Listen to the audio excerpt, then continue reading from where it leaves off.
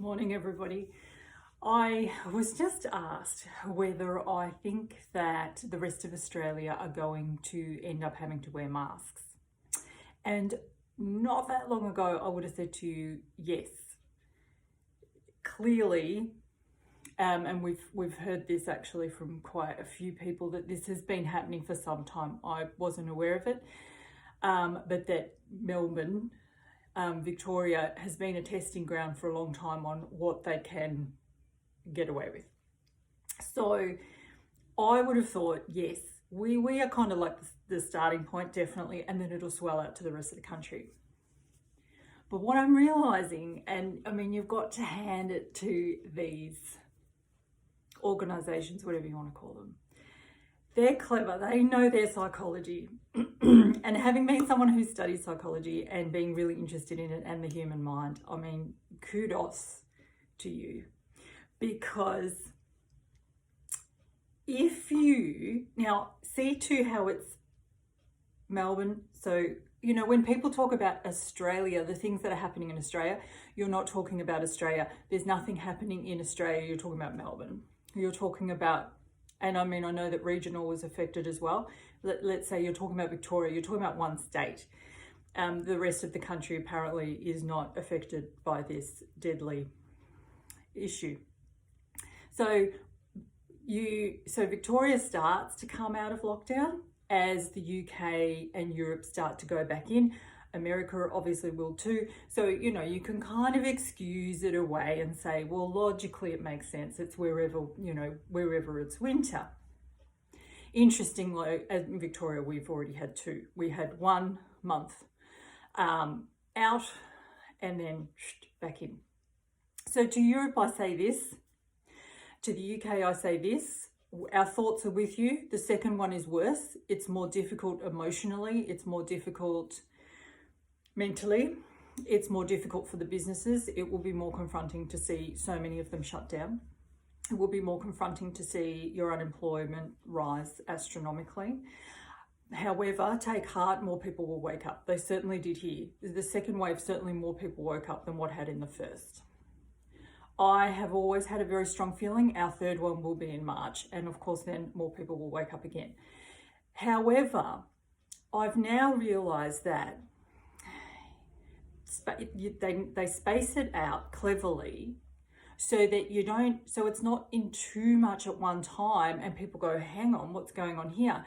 So you're always saying to them, it's okay. You would have people from Melbourne literally saying to their friends in London or in the UK or in Europe, it's okay, hang in there, look at us. We got through it, we banded together, we stayed apart to keep together, or whatever the bullshit is. I don't know. I'm so far removed from it now. Unfortunately, I don't remember the slogans.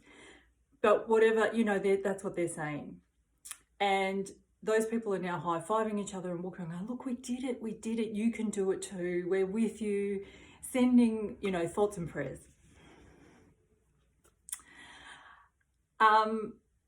It's going to be tough.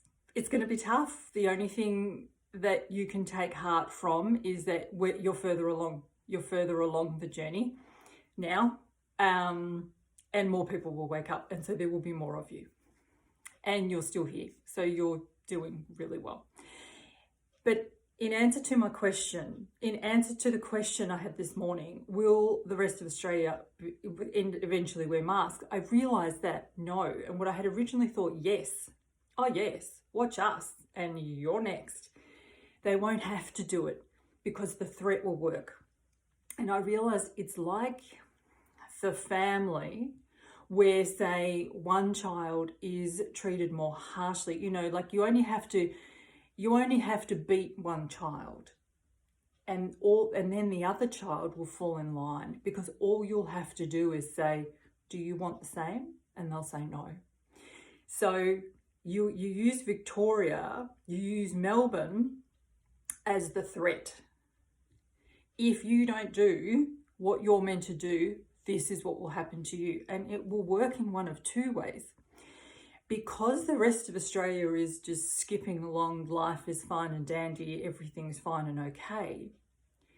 When somebody from Victoria says, we're being really mistreated down here. We're living in a communist state. We have some psychopath, lunatic leader who's clearly under the rule of some, you know, some larger agenda. They look at you and say, well, I think you're being a little bit dramatic. So you get a lot of that. You get a lot of, I don't know what you're talking about. Look, you know, we went through it. Look at us now. We're all free. We're at the footy. We're at barbecues. We're lying on the beach. You'll be fine. The other thing is that the people who do realise what's happening can get really frightened by that and can get coerced into going against themselves, right? Rather than standing up and going, oh yeah, I know what's happening down in Victoria. I can see what's happening around the world, but I better shut up because then the same will happen to me. So it's clever. I mean, you got to hand it to them. It is clever. It's clever. Spacing it beautifully. Conflict. Pitting against each other. Taking out one group. Making them seem like, because, you know, a lot of people in the rest of Australia wouldn't even know what it's like down here. Till you have mandated masks, you do not know what it is like to walk around all day long with masks on, to work. If you work in a shop, if you work in a supermarket, wherever you might work, you have no concept of what it is like to wear that for 8 hours, 12 hours a day. You have no concept of what it's even like to wear that around a supermarket. You have no concept of what it's like to wear that walking down a street. And you also have no concept of what it takes to say no to that kind of madness, that kind of lunacy, and take it off. So it's easy to sit from that point and go, well, I would, or to sit from that point and go, oh, I think you're being a bit dramatic and you're imagining and you're a conspiracy theorist. So yeah, I just sort of share my thoughts. Share yours below.